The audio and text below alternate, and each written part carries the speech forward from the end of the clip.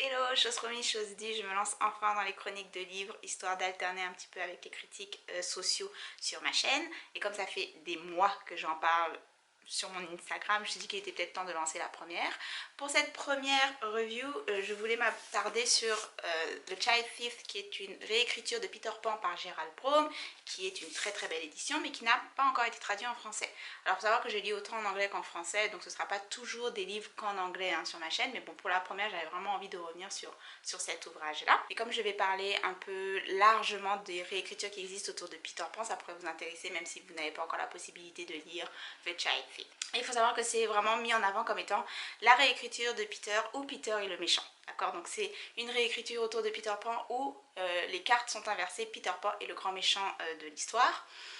Ce qui est un petit peu faux en fait comme manière de présenter parce que déjà lorsque les personnes mettent de l'avant que c'est une réécriture où Peter Pan est le méchant, je pense qu'ils ont tendance à mettre de l'avant une réécriture par rapport à Disney. Donc le dessin animé de Disney qui est sorti en 1953, ça date quand même, donc qui est sorti en 1953, qui est comme d'habitude, c'est très fort de la part de Disney, très habituel de Disney de réussir à créer toute une mythologie féerique au cours d'un concept qui de base était tout de même très twisted et très dark. On pense à la petite sirène. À la fin de la petite sirène, elle meurt dans le conte original, ok. La petite sirène se suicide pour le prince, en gros elle se laisse mourir pour sauver le prince qui est allé marier une autre. Blanche-Neige, dans le conte original, à la fin, elle tue sa belle-mère, elle lui fait porter des chaussons chauffés brûlant à feu, et la fait danser jusqu'à ce que mort s'en suive. La Belle au bois dormant, elle n'est pas réveillée par le baiser d'un prince. En fait, le prince l'agresse sexuellement. Non, le roi l'agresse sexuellement. Elle en a des enfants. Les enfants sortent pendant qu'elle est encore endormie. Puis en prenant le lait, parviennent à enlever les chardes qui l'avaient endormie. Et en gros, c'est comme ça qu'elle sort de son sommeil. Mais elle sera quand même tuée par la femme du roi qui lui tue sa femme.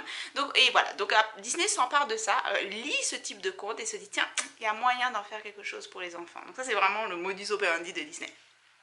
Dans le cas de Peter Pan de Disney, alors déjà, il faut savoir que le dessin animé de Disney de 1953 est énormément problématique. C'est un des pires dessins animés qui a été produit par Disney. Parce que avant qu'on arrive avec ce livre, il faut que vous compreniez le contexte que j'ai avec Peter Pan et pourquoi j'aime lire des réécritures et pourquoi du coup je me suis tournée vers celui-ci. Il faut savoir que je ne suis pas une grande fan de Peter Pan de Disney. Jamais été fan, même quand j'étais petite.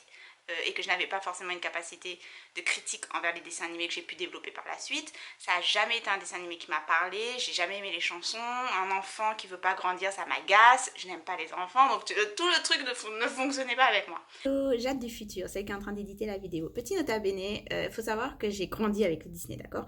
J'ai été biberonnée à Disney, j'avais toutes les cassettes vidéo, j'ai grandi avec Disney Channel, je peux probablement chanter quasiment encore à ce jour probablement toutes les chansons de Disney par cœur.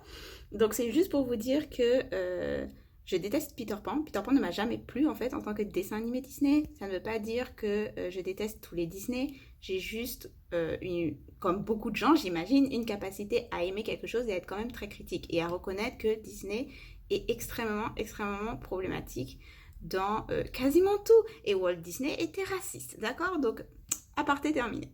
Par la suite, en grandissant, il se trouve que je donne aussi des cours de sociaux, donc où je fais des analyses, et notamment des analyses de Disney. Et Peter Pan, c'est quand même extraordinaire comme support quand il s'agit d'analyser tous les stéréotypes et clichés que l'on réussit à faire passer aux enfants à travers Disney. Donc en l'occurrence, Peter Pan de Disney, il y a énormément d'analyses qui circulent là-dessus, mais c'est un des pires dessins animés en ce qui concerne la représentation des femmes.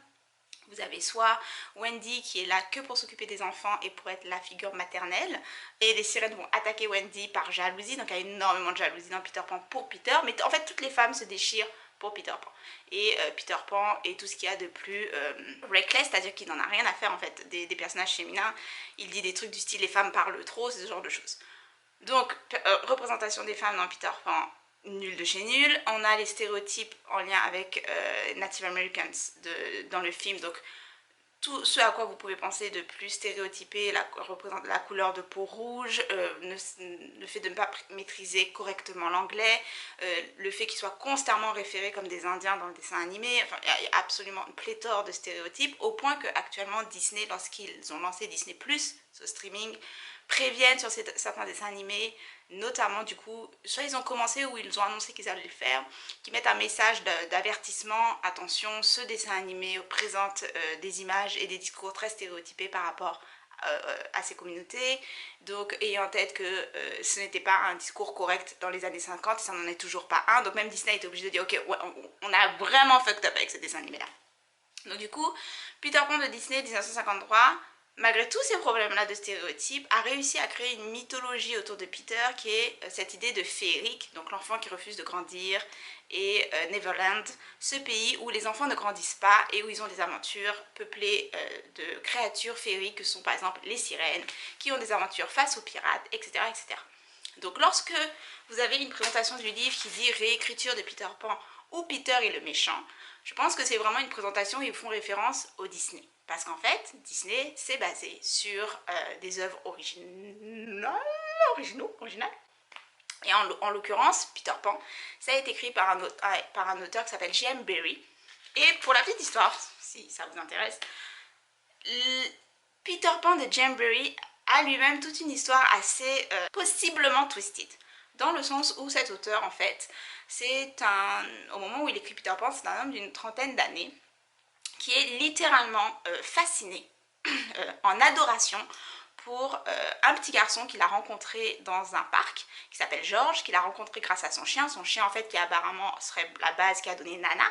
Son chien s'est précipité sur George, puis c'est comme ça qu'il a rencontré George, qui est un enfant de 5 ans, et il est tombé en adoration avec ce petit garçon, il est devenu ami du coup avec la famille, et par la suite George a eu 4 autres petits frères, donc c'est une famille avec 5 garçons, et lui, il est vraiment devenu un personnage, un membre de leur famille en fait. Il l'appelait l'oncle parce qu'il le voyait constamment, il partait en vacances avec eux, etc. Il y a toute cette histoire autour de lui qui est en adoration avec ce petit garçon, et c'est pour ces enfants-là qu'il va commencer à écrire Peter Pan. Alors Peter Pan, à la base, la première version va sortir en 1902, et c'est une version dans laquelle la première fois que il n'a pas le nom de Peter, mais l'idée d'un enfant qui ne grandit pas apparaît. C'est un bébé en fait qui n'a même pas un an, même pas, enfin en tout cas il n'a pas 2 ans, c'est vraiment un bébé. Et en gros les fées l'emmènent et il joue avec les fées, etc. Puis le temps passe, tant qu'il est avec les fées, il ne grandit pas. Et cet enfant est persuadé que sa mère va l'attendre avec les fenêtres ouvertes où il pourra toujours retourner. Et lorsqu'il décide finalement de quitter les fées et retourner auprès de sa mère, le temps a passé et les fenêtres sont fermées et la mère, il la trouve en train de s'occuper d'un autre enfant. Il va développer donc cette rancœur et finalement cette déception face à la mère qui ne l'a pas attendu et qui a refait sa vie. Ça c'est la première version. Ensuite, cette version-là va donner lieu à une pièce de théâtre qui sort genre en 1904, je pense. Puis ça va donner lieu à un roman, Peter Pan et Wendy, en 2011, qui est ensuite devenu juste Peter Pan. Et le roman de 2011, lorsque vous entendez que Disney a utilisé la version originale de Peter Pan, généralement les gens pensent au roman de 2011. Même si techniquement l'œuvre originale a commencé depuis 1902, mais juste a évolué. Et cette œuvre-là, si vous vous intéressez à l'idée d'un Peter Pan vilain et twisted, c'est présent dans l'œuvre originale, dans le sens où le Peter Pan dans l'œuvre de Barrie, il fait flipper. C'est un gamin qui se glisse en fait dans les chambres d'enfants et attire les enfants, les pousse à quitter leur famille, à venir avec lui jouer à Neverland. Donc déjà, il y a toute cette idée de ok, tu kidnappes des gosses, pendant que les parents ne regardent pas. Puis c'est interdit de grandir, puis il est littéralement dit dans le livre qu'il se débarrasse des enfants lorsqu'ils grandissent. Alors il y a toute une critique autour de est-ce qu'il les tue, est-ce qu'il les chasse, est-ce qu'il les renvoie chez ses parents. En tout cas, Peter Pan, et dans toute l'œuvre originale, n'a aucun problème à tuer. Il tue des pirates, il tue ça arrive qu'il tue des Lost Boys, donc les enfants perdus. Il hait les adultes avec toutes les fibres de son corps, au point où il y a une scène où il est dit que il respire très très vite, il prend 5 respirations en 1 seconde quand il rentre chez lui, tout simplement parce qu'il y a une légende qui tourne à Neverland que chaque fois qu'un enfant respire, un adulte meurt. Donc il fait tout son possible pour tuer le plus d'adultes possible avec chaque respiration qu'il prend. Ok, Peter Pan n'est pas ce qu'on pourrait appeler un personnage qui attire la confiance. Et vraiment le trait principal de Peter Pan, c'est que c'est un enfant qui est figé comme en état d'enfant, donc il n'évolue pas, n'apprend pas, ne développe pas d'empathie. Tout ce qui l'intéresse, c'est de jouer. Et vous comprenez le côté un peu sombre que ça prend durant cette idée, parce qu'il joue et pour lui, tuer c'est un jeu. Il ne comprend pas le bien ou le mal, il veut juste s'amuser.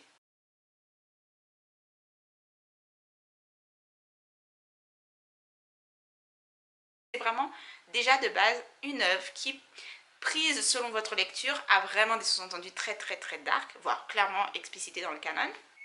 D'autant plus que, pour revenir à la généalogie autour de Peter Pan, pour vous dire à quel point ça a été un peu twisty toute cette idée, il y a cette adoration qu'il a eue pour George et pour ses frères. C'est pour eux qu'il a écrit Peter Pan. Il faut savoir que le père de ses enfants meurt, puis la mère meurt quelques années plus tard. Elle avait fait anecdote, hein.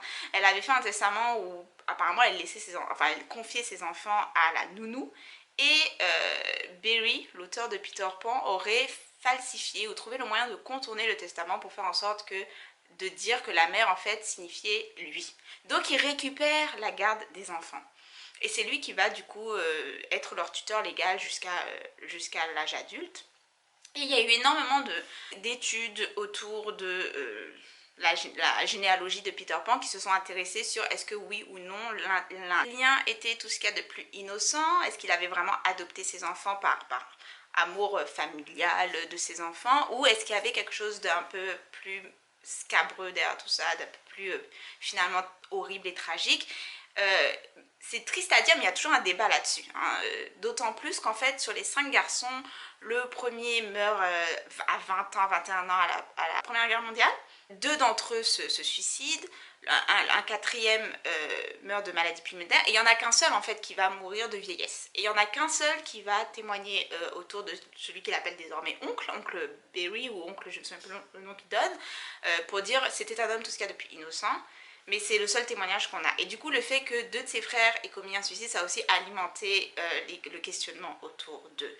Donc je ne suis pas une spécialiste de ce sujet-là, mais c'est pour vous montrer à quel point l'œuvre originale de Peter Pan, qui est déjà en soi un Peter volatile en termes de ce qui est good ou bad, de ce qui est mauvais ou non, tout cela a alimenté quand même toute une histoire autour d'un Peter Pan qui n'est pas du tout féerique. Mais ça n'a pas empêché Disney de se dire il y a matière là, ça c'est une bonne histoire à adapter. Donc lorsque on a cette réécriture, en fait, Broom, ce qui va l'intéresser, c'est vraiment l'œuvre originale de Barry. Notamment lorsqu'il va lire Peter Pan se débarrasse des enfants perdus lorsqu'il grandit, ça va vraiment l'interpeller et va dire ok, moi j'ai envie d'écrire une œuvre où le personnage principal c'est ce Peter. C'est ce Peter qui paraît vraiment malveillant et manipulateur, et qui s'empare de ses enfants, et qui a finalement des dessins assez sombres autour de ses enfants. Il y a eu énormément de réécritures autour de Peter Pan, c'est la dernière qui m'avait intéressée.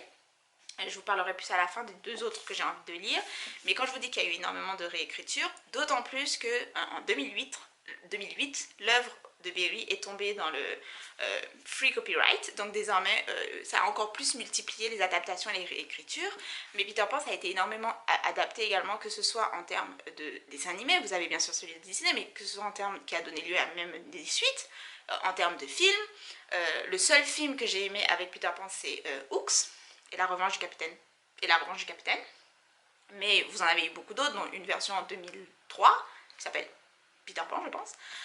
Série télé, on pense à Once Upon a Time, donc c'est quand même un personnage qui a vraiment marqué la culture populaire. Lorsqu'on commence ce livre, en fait, on débute le livre avec Nick. Nick est un enfant qui est en fugue de chez lui, et il rencontre Peter au moment où il allait se faire passablement tabasser par d'autres enfants dans un parc. Et en gros, on comprend que Peter repère les enfants qui sont abandonnés, ou qui ont fugué de chez eux, ou qui n'ont personne pour prendre soin d'eux, des enfants qui ont subi tous les traumas auxquels vous pouvez penser au sein de leur foyer familial, bref, qui n'ont nulle part où aller, et qui s'ils disparaissent, personne ne s'en souciera, et leur propose de venir à Neverland. Donc déjà, trigger warning, quand je parle d'abus et de trauma, c'est largement décrit dans le livre, tous les traumas et les abus auxquels vous pouvez penser envers ses enfants. Et ce livre alterne entre le point de vue de Nick et le point de vue de Peter. Le point de vue de Nick, c'est vraiment Nick va suivre Peter à Neverland et découvrir ce qui s'y trame, et va prendre vraiment son projet, ça va être de pouvoir rentrer chez lui. Parce qu'en fait, ce qui se passe, c'est que Neverland est en guerre contre les humains, des humains qui sont arrivés un peu par hasard et qui sont coincés. Et Peter recrute des enfants pour être des soldats dans cette guerre. Donc ils servent littéralement de chair à canon, parce que ça fait quelques centaines d'années qu'ils perdent la guerre. Donc les enfants sont tués par vagues, tu vois. Alors, une des choses que j'ai appréciées avec cette œuvre, outre le fait qu'elle soit magnifique et les illustrations, c'est toute la mythologie que va créer l'auteur autour de Peter Pan. J'étais beaucoup plus intéressée sur le point de vue de Peter, parce qu'il remonte vraiment depuis sa naissance, et il va y avoir énormément de clins d'œil à l'œuvre originale de Barry, et énormément de personnages qui n'existent absolument pas dans le canon ni dans Disney qui apparaissent. Et donc c'est assez intéressant de voir, ok, ouais, qui va être Crochet, c'est qui supposé être la fée Clochette, etc. Et en même temps voir tous ces autres personnages interagir et avoir vraiment un Neverland beaucoup plus flush, beaucoup plus créatif, beaucoup plus peuplé que l'on a dans les œuvres originales ou dans l'œuvre par exemple de Disney. Ça j'ai apprécié. Maintenant malheureusement c'est pas un livre que j'ai aimé au final. Je pense que je lui ai mis 2.5 sur 5 ou 3, quelque chose comme ça. Tout simplement parce que déjà Nick est probablement le personnage le moins aimable. Le problème c'est qu'il apparaît comme ayant une seule dimension, c'est-à-dire son seul boulot c'est d'être critique et d'être en colère. Et du coup c'est un personnage qui manque complètement d'empathie. Parce que oui, on peut être critique de la manière dont les enfants paraissent en adoration sur Peter Pan, mais faire preuve d'empathie en comprenant que ce sont des enfants qui viennent de situations qui sont 5 milliards fois pire que ce que Nick a connu et ce dont Nick voulait s'éloigner lorsqu'il a décidé d'aller à Neverland.